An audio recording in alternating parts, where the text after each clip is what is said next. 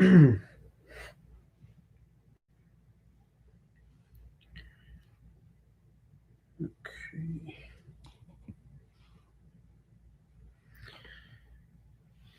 Bismillah ar-Rahman ar-Rahim. Ahmadu salli ala Rasulil Kareem.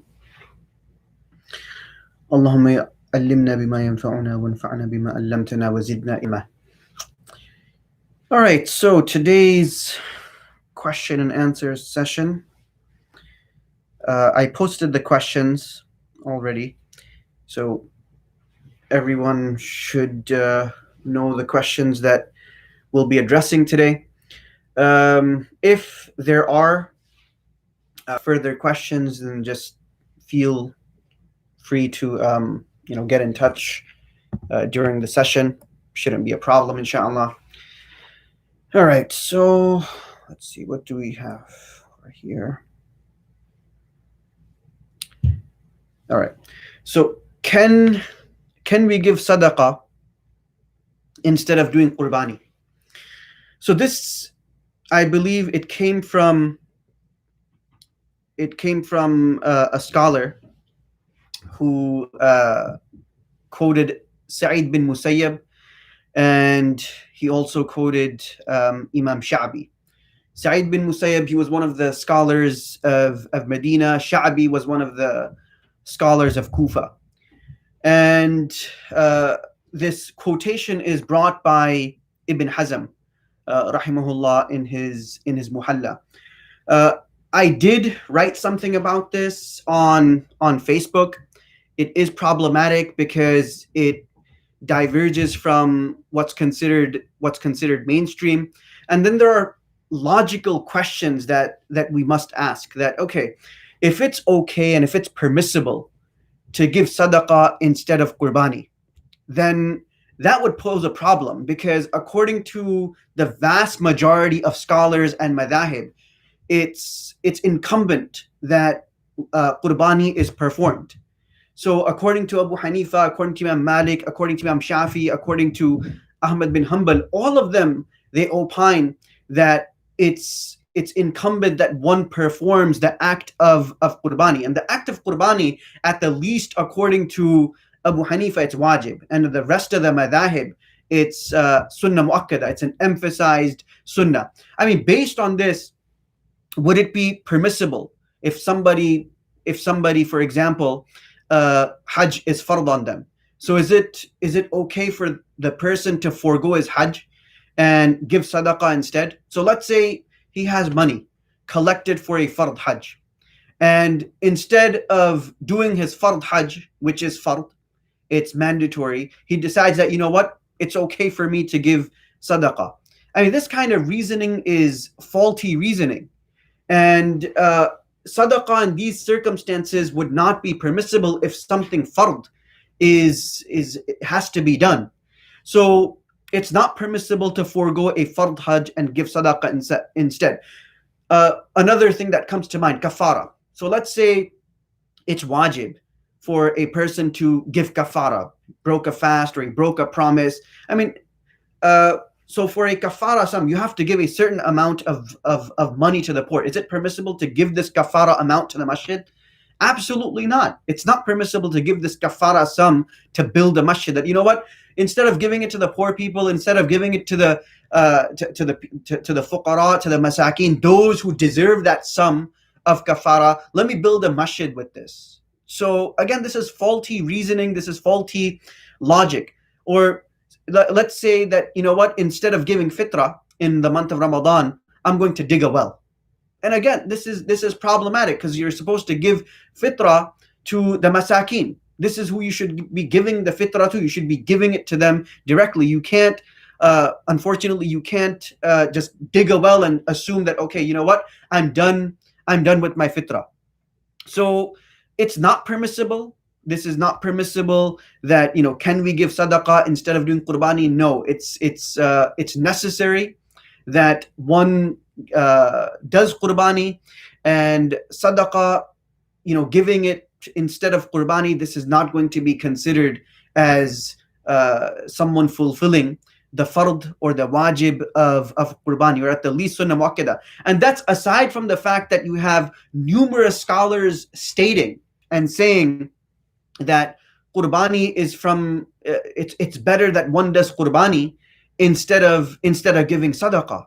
I mean, the majority of the scholars, they have mentioned this. You have the likes of Ibn Taymiyyah rahimahullah, who has clearly mentioned that it's better that one does qurbani instead of giving sadaqah to the masakin. I mean, this is very clear. It's in the books of Ibn Taymiyyah, and you have a number of scholars who have said something similar. So you can't substitute one act of worship for another. This is basically what I'm trying to say. You can't substitute one act of worship for another, especially if that act is a wajib act. It's a fard act, or it's at the least a sunnah muakkada act, an emphasized sunnah. So if we go by this logic, again, is it okay that if I have to give a kafara sum, instead of giving the kafara sum to the fuqara and the masakin, let me use that kafara and build a masjid? No, it's not. It's a problem. So qurbani has to be done, and it's incumbent upon anybody who possesses the nisab amount. So whoever has the nisab amount, whoever possesses the nisab amount, qurbani is wajib upon such an individual. Okay, next question. Is there any precedent in history that Hajj was not performed? Yes, there is. There was an occasion where Hajj was not performed. It's mentioned by Imam Dhahabi rahimahullah in his Tarikh al-Islam. So Imam Dhahabi rahimahullah mentions in his Tarikh al-Islam that during the reign, rather not the reign, but during the fitna of the Qaramita. So the Qaramita, they're a splinter group that broke off from the Shia. So they're called Seveners. So you know how the Shias, they're called Twelvers because they believe in 12 Imams. The Ismailis, they believe in 7. So the Qaramita, they were Ismailis, and they believed in 7 Imams. So the Qaramita, what they did and what they were guilty of was they would raid the caravans of Hajj. They would accost them, they would kill the pilgrims, and they went into the haram, they desecrated the haram, they killed the Hujjaj, they threw their corpses in Zamzam, and they stole the Hajr Aswad. So they stole the Hajr Aswad, and after stealing Hajr Aswad, they kept it with them in their base. They kept the Hajr Aswad in their base. And the Hajr Aswad, the haram was without a Hajr Aswad for approximately 20 plus years. After 20 plus years, these Qaramita, they finally, got to the point where, where we have this Hajr Aswad and we should, hold it hostage. So they were paid a vast amount of money. And they finally returned the Hajr Aswad. They actually threw it in the haram. Who threw it? Nobody knows. Right? We don't know who exactly threw the Hajr Aswad in the haram. But there was a note attached. There was a note attached to the Hajr Aswad, and it was in pieces. At one time, it was just one brick. So the Hajr Aswad was in pieces. They attached a note to it, and they said in that note that we took it by the will of Allah, and we are returning it by the will of Allah. Right. So this is the story of the Qaramita. So during when the Qaramita, when they were accosting these caravans and doing whatever they were doing, the different types of messed up things that they were doing, there was no Hajj there was one season where there was no Hajj. And this was because there was fear that the Hujjaj who would go for Hajj, they would be killed by the Qaramita. And as I've mentioned, the Qaramita, they were considered as Nidari Ismailis. So they believe in 7 Imams. The Shia, they believe in 12 Imams. The Nizari Ismailis, they believe in 7 Imams. So they are a Batini. They are a Batini sect. And Batini sect means that they believe in uh, the esoteric meaning of the Quran. So they don't consider, when Allah subhanahu wa ta'ala speaks about salat, they don't consider that to be salat. They don't consider that to be salat. They consider salat to be dua. When Allah subhanahu wa ta'ala speaks about zakat, they don't consider zakat to be discharging the obligation of charity. They consider zakat to be purification. So they take the literal meaning of certain words, or they take the esoteric meaning of certain words. So this is not what this is not what classical scholars they believed in, right? They clearly said that salat means salat. It means 5 times daily salawat. Zakat means zakat. You have to give 2.5% of the wealth if you've reached the threshold of nisab. So with the Qaramita, they were Batinis, which meant that they believed in the esoteric meanings of the Quran. And these were the people. It was started by Abu Tahir Jannabi. Abu Tahir Jannabi. He was the one who started this Batini sect. And the biggest crime that they did was that they killed the Hujjaj. They desecrated the Haram. They killed the pilgrims in the Haram. They threw their corpses into the Zamzam. And the following year, there was no Hajj, because there was fear that if we go for Hajj, the Qaramita, they're going to kill us. So yes, there is a moment in history, there is a precedent in history that Hajj was not performed, and this is in the Tariq al-Islam of Imam Dhahabi rahimahullah. This book is approximately it's a 50-volume book by Imam Dhahabi. Imam Dhahabi rahimahullah was one of the great medieval scholars, master when it comes to history, when it comes to biographical data on classical scholars. This man was the Wikipedia of medieval Islam, a fantastic and amazing scholar. So he did mention in his authoritative book, Tariq al-Islam, that there was no Hajj when the Qaramita, when they took over the Haram, and when they desecrated the Haram, and when they were killing the Hujjaj and throwing them into Zamzam, and committing the atrocious act of stealing the Hajar al-Aswad, which they kept with them for 20 plus years. And then they held the Hajar al-Aswad hostage. The Abbasid Caliph had to give a vast amount of gold, and then they returned it broken.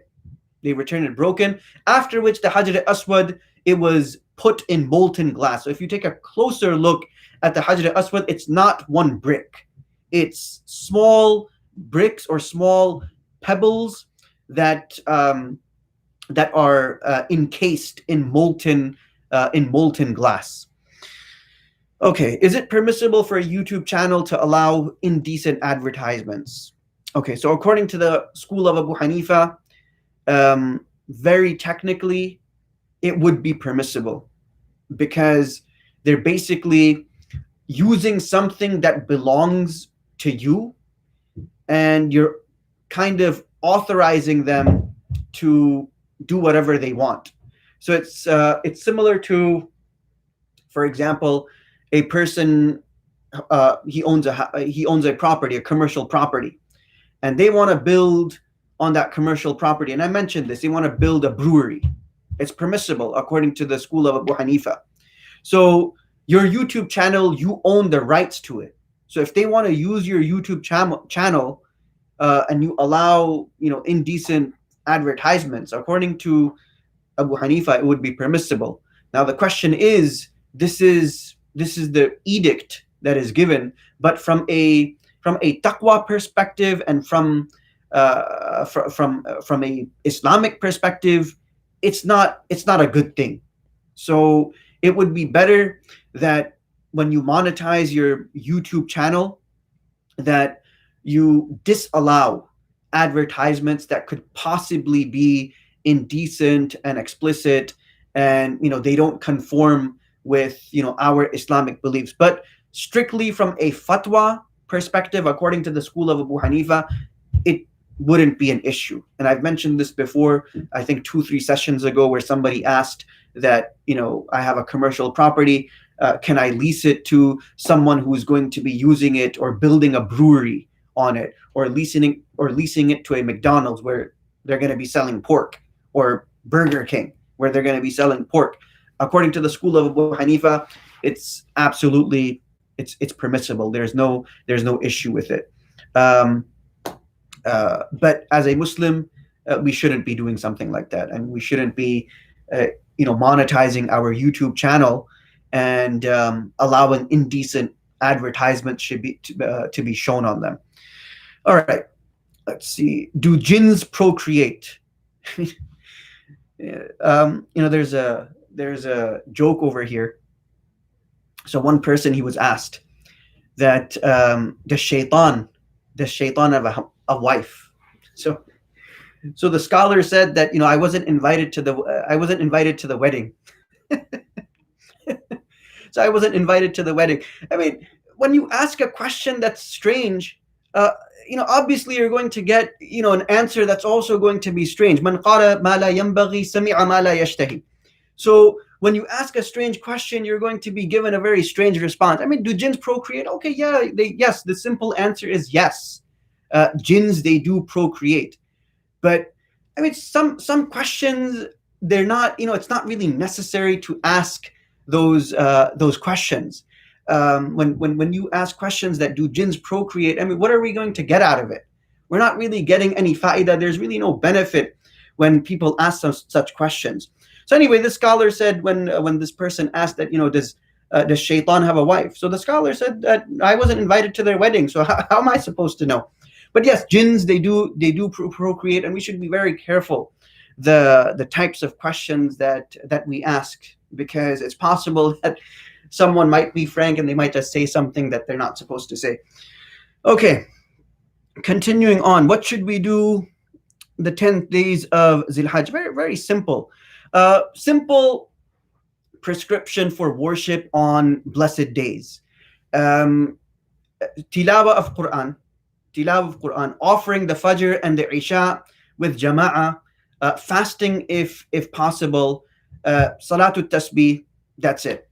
A very simple prescription for ibadah. It should take no longer than 20-30 minutes. Very simple. Offer Fajr, offer Isha with Jama'ah, and you received reward of standing half the night. Offer Fajr with Jama'ah, and you receive reward of standing the entire night. So you're getting the reward of Zilhajj. So these days, these are very blessed days.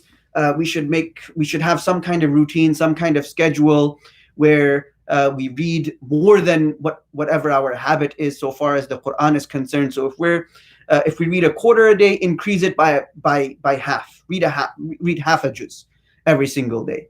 And if we're fasting Mondays and Thursdays, then fast one additional day.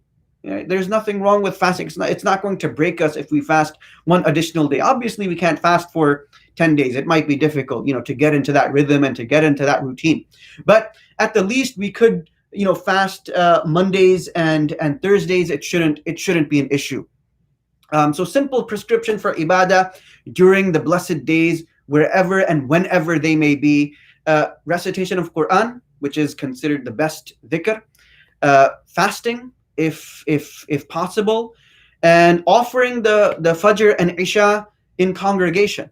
And this is all a person has to do. And offering Salatul Tasbih. I mean, Salatul Tasbih, it should take no longer than 20 minutes. I mean, everything, it should take no longer than 25-30 minutes. And inshallah, a person will receive the fadila of the 10 days of Zilhajj. All right. Can we cut our nails and hair during the 10 days of Zilhajj? So yes, there is a hadith where the Prophet ﷺ said that a person who intends to do qurbani, he should not cut his nails and hair during until he has performed the qurbani. So according to the Hanafi school, it's mustahab. According to the Hanafi school, this is mustahab. It's desirable. If a person does it, he'll receive reward. If a person doesn't do it, there is no itab, there is no dham. It's not something that's censured. There's no sin. And when a person is working, I mean, nowadays when people are working in a very professional environment, Um, if you're working in a firm, you're a lawyer, you're a physician. I mean, you're even working retail.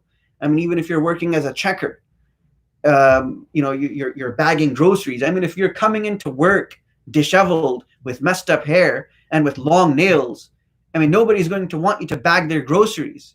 Or if you're a physician at the hospital and a patient comes in and he sees you that you're disheveled and your hair is not combed and your nails are long, and this guy is probably going to think that this physician can't take care of himself. How is he going to take care of me? So these 10 days of Zilhajj, it's not wajib, it's not necessary that we don't cut our nails and we don't cut our hair. If our nails are long, absolutely cut them. If our hair is disheveled, yes, absolutely comb it. And if they're messed up, then cut them. Trim the hair a little bit, make it look neat. So it is permissible to cut the nails and to cut the hair. If a person opts not to, because maybe the nails grow slow and the hair grows slowly, then that's fine. But if the hair gets long and the nails get long, absolutely cut them. This is from the mustahabak. And I would say that this would apply to people who are living in rural areas. They're not interacting with people. So I would say the hadith, it applies to farmers who are living in areas where there isn't a large population. They're not interacting. Their only interaction is with the animals on their farm. That's their only interaction. But if they were interacting with human beings, and that person is going to think that, doesn't this guy have nail clippers? Doesn't he have a barber that he goes to? Something along those lines. I mean, right now with this COVID thing, people have been lining up at barbers because they have to go to work, and they can't go to work in that kind of unruly state where your hair is disheveled and your nails are long, and people at work, they're not going to respect you. So as far as nail cutting is concerned and cutting the hair during the 10 days of Zilhajj, absolutely. If your nails get long, cut them. If your hair gets long and they're disheveled, make them neat, make the hair tidy, cut the hair if you have to, get a trim. All right.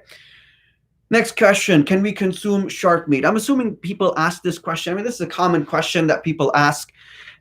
They ask this question because a shark has teeth that rip and tear flesh. So that's why they ask. But all fish, a shark is a fish. All fish, they have this ability of tearing through flesh, or sawing through flesh. I mean, if you fish, anybody who's into fishing, walleye, salmon, bass, all of these types, they all have some kind of teeth. There's teeth over there, and they're all predators. A shark is also a predator. It's a fish. It's permissible for consumption. So according to the other madhahib, all sea creatures are permissible for consumption.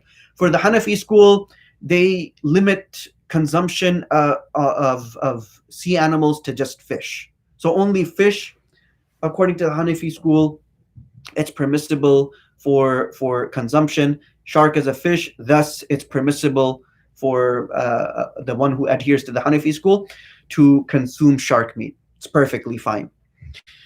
Okay, can we pray in an area where alcohol is used to disinfect the place? If it's synthetic alcohol, yes, absolutely. I mean, the alcohol is synthetic. Nobody's going to drink that alcohol. If you drink it, you're going to die. So synthetic alcohol, it's perfectly it's tahir. There's nothing wrong with it. If people are using alcohol to disinfect the musalla, disinfect the masjid, there's no issue with it. And it's jaiz, and it's tahir, it's clean. You can offer salat in such a place. Yes, if there was beer or something that was thrown in an area, and you pray on that, yes, that would be problematic. But this synthetic alcohol, this is not for drinking. And if a person drinks this alcohol, that person will have to go to the hospital really soon. So That kind of alcohol where you use it to disinfect a place, to disinfect any location. Especially now, they're possibly using alcohol to disinfect the masjid and everything. Nothing wrong. They're using alcohol to disinfect the banisters in the masjid. Nothing wrong with it. It's fine to offer salat in such a place. Okay, is spearfishing permissible? Yeah, absolutely. I mean, if fishing with a rod is permissible, then a fortiori fishing with a spear is also permissible. I mean, you're using the rod, and that has a hook, so you're catching the fish with that hook. It's permissible to reel that fish in and to consume that fish. Same thing with spear fishing. I mean, there's nothing wrong with it. You just take a spear and you're just hitting it into the water, and that's how you're spearing fish. So there's nothing wrong with it as long as you're going to consume the fish. It's permissible. If you're just going to spear a fish for no reason whatsoever, then that's when there's a problem, because now you're just wasting meat for no reason. So yes, spear fishing is permissible. There's no issue with it. Okay, why did the Imam of the Ayah Sophia lean on a sword? So because the Prophet, it comes in hadith that the Prophet ﷺ, when he would deliver khutbah, when the Prophet ﷺ, when he would deliver khutbah, he would lean on a staff. He would have a staff. He would lean on this staff. Now, when it comes to delivering a khutbah with a sword, I mean, definitely we shouldn't do that in this country, because it's very likely that FBI might come to the masjid and start asking questions, serious questions. So definitely no imam should do this in the United States. So I mean, this kind of stuff, it'll work in Muslim countries. It's not going to work in this country, where you're bringing what is that Japanese sword called? A katana or a nodachi. I think it's called it's a really long sword. So there's one katana with it's just curved, and then there's a nodachi where it's slightly longer. I'm not sure how exactly it's pronounced, but you bring something like that to the masjid. I mean, not only is it going to be a memorable khutbah because you're bringing a sword, but it's going to be a memorable khutbah because the FBI are going to be taking you out of the masjid with handcuffs. So as far as the Imam of the Ayah Sophia is concerned, I mean, this is any place that was conquered. The Imam, he would deliver the khutbah. He would deliver the khutbah leaning on a sword to show the authority of Islam. Now, when Sultan Muhammad Fatih, when he conquered Constantinople and he changed the name, it was a dilapidated state anyway. The church was in a dilapidated state. It was messed up. So instead of putting the burden on the Muslims and building a masjid, they just used an existing structure. I mean, that's aside from the fact that did he even purchase the place or not. First and foremost, Constantinople was conquered. It was conquered Anwatan. It was conquered by Sultan Muhammad Fatih. It wasn't a peaceful surrender. If it was a peaceful surrender, then there's a different set of laws that are applicable. Because it was conquered, the laws that were applicable are completely different. There's a different set of laws when a place is conquered and when a place is surrendered. So you can't really, there is no correlation between what Umar radiallahu anh did during his time, where the people, they just surrendered. And Umar radiallahu anh allowed them to have freedom of religion. The churches that did surrender to Muhammad al-Fatih, prior to Muhammad al-Fatih entering Constantinople, Muhammad al-Fatih allowed them to continue with their worship in their churches. He never razed the churches to the ground. And again, what the problem comes when people, they use modern day ethics and notions to judge whatever the people of the past did, especially Muslims. When you use modern day ethics and notions to judge what people of the past did, I mean, that's just wrong, because ethics, they will change according to times.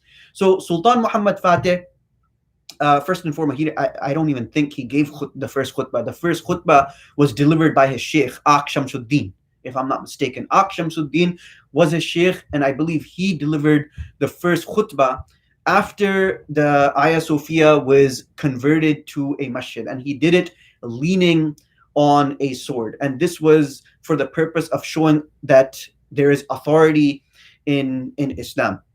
So there's nothing wrong. It's taken from the sunnah of the Prophet ﷺ that when he would deliver khutbah, he would hold a staff. He would hold a staff. I'm not sure if people do that now. I did see it occasionally when I was a student in England. I saw quite a number of ulama.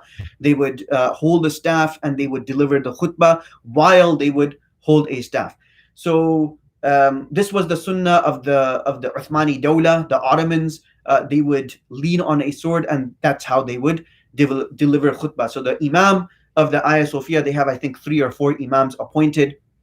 He held the sword because this was what the Ottomans have been doing since time immemorial, that they would hold a sword, and they took it obviously from the sunnah of the Prophet ﷺ, who would lean on a staff.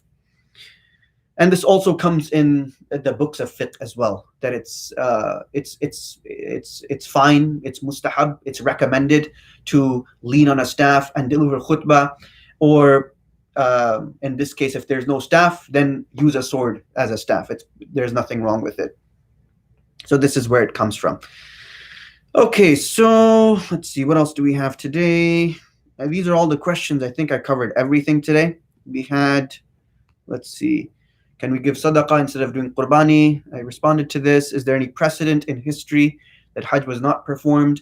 Yes, there was a precedent where the Qarramita, they massacred the Hujjaj, and they polluted the Zamzam by throwing the corpses.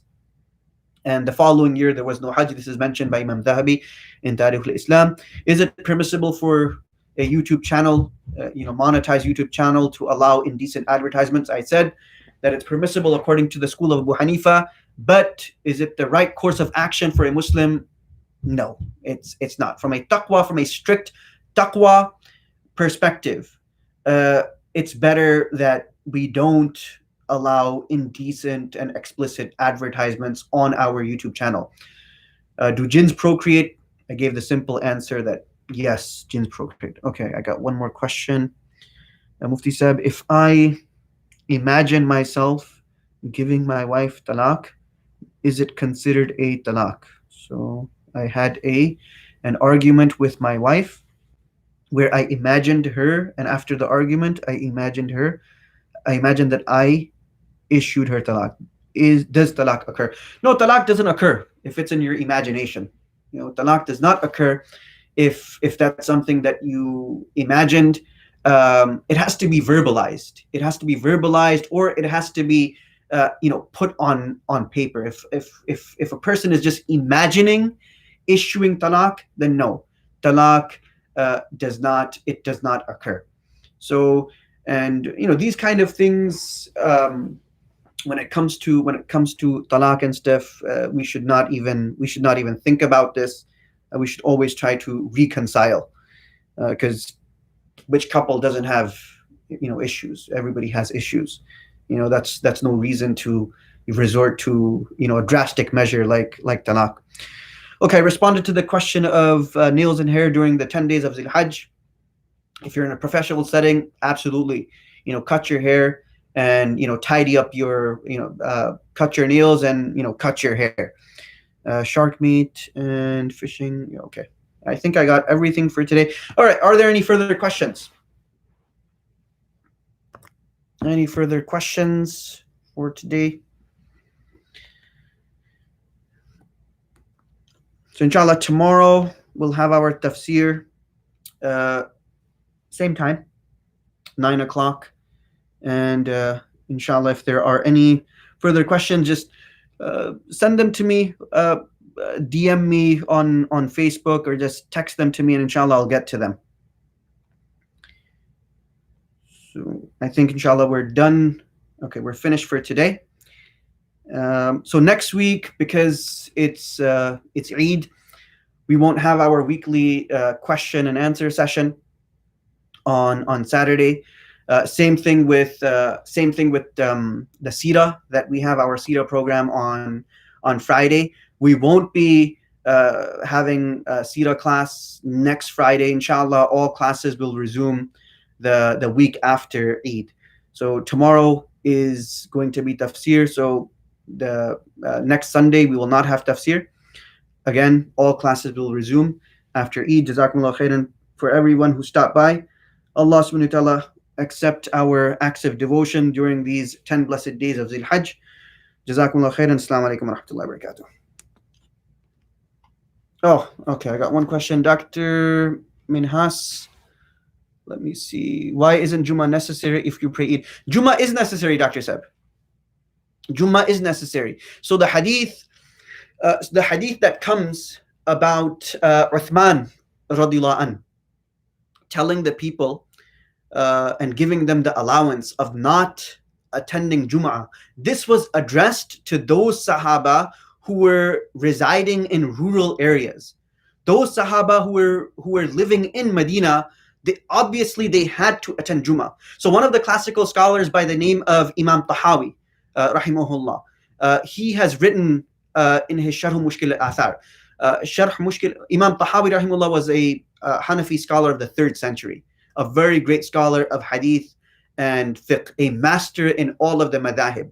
So he has specially devoted a chapter to this exact question that you have asked, Dr. Seb.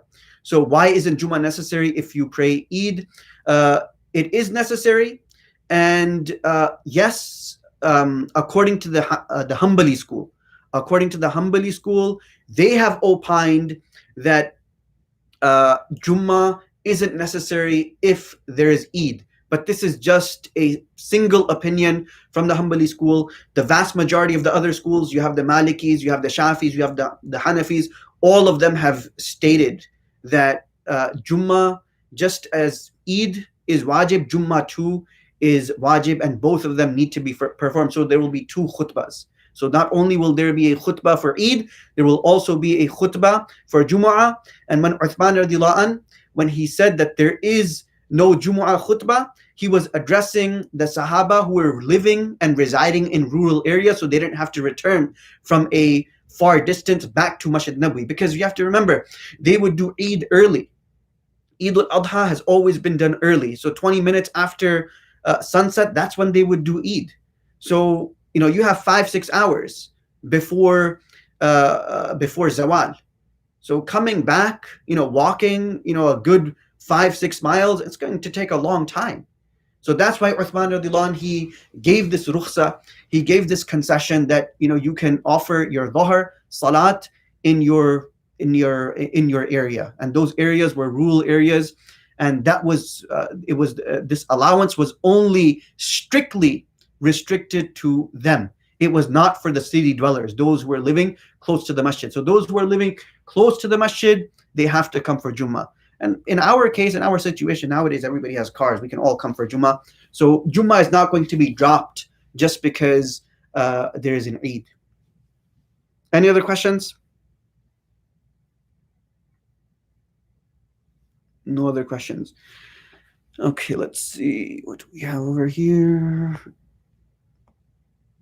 Okay, Maulana Rizwan, yes, please convey my salam to Uncle Coker. Dr. Usama, wa alaikum salam. Convey my salam to Dr. Suhaib. Maulana Qasim, when are you coming back to Michigan? Inshallah, I will come to visit, inshallah. Okay. Dr. Seb, okay, why don't we pray Eid prayer early anymore? Shouldn't we follow this sunnah? Dr. Seb, that's not a question for me to answer. You would have to go to our stewardship and ask them. I mean, I guess it would be difficult for the people who are going for Qurbani to come back for Jumu'ah. So you would have to ask the stewardship of our masjid. I mean, that's not a question that I could answer, and I really don't want to get in trouble. Okay, Jazakumullah khairan. Allah subhanahu wa ta'ala accept our acts of devotion. I will see everybody for tafsir tomorrow. Barakallahu feek. Assalamu alaikum wa rahmatullahi wa barakatuh.